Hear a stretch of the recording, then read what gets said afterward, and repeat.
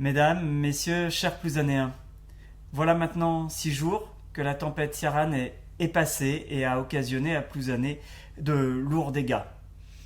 Alors, à Plouzané, nous avons principalement à déplorer des arbres cassés, déracinés, des toitures envolées, des fils électriques arrachés.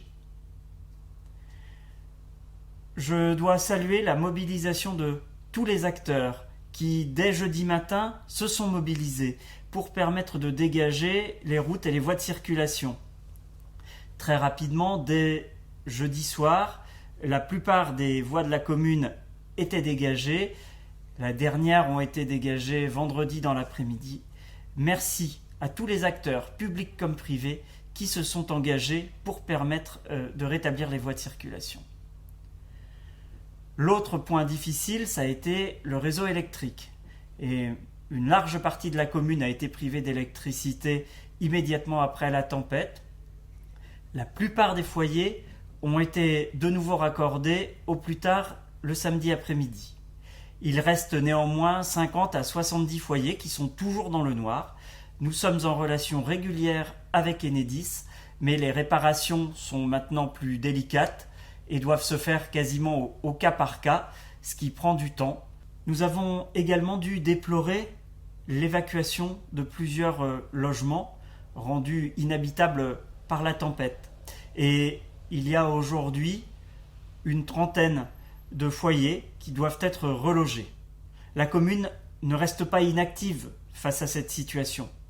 Nous avons pris tous les contacts auprès de la préfecture, auprès des bailleurs sociaux, et hier nous avons lancé un appel à la solidarité auprès des Plouzanéens pour qu'ils signalent des logements dont ils disposeraient et qui seraient vacants. Mais la situation du logement à Plouzané comme ailleurs est extrêmement tendue, et ni la commune ni quelque bailleur social que ce soit ne peut disposer du jour au lendemain d'une vingtaine ou d'une trentaine de logements disponibles. Donc c'est un travail collectif qui est engagé et qui doit aboutir dans les prochains jours à permettre de reloger tous les foyers qui aujourd'hui sont en recherche de logement.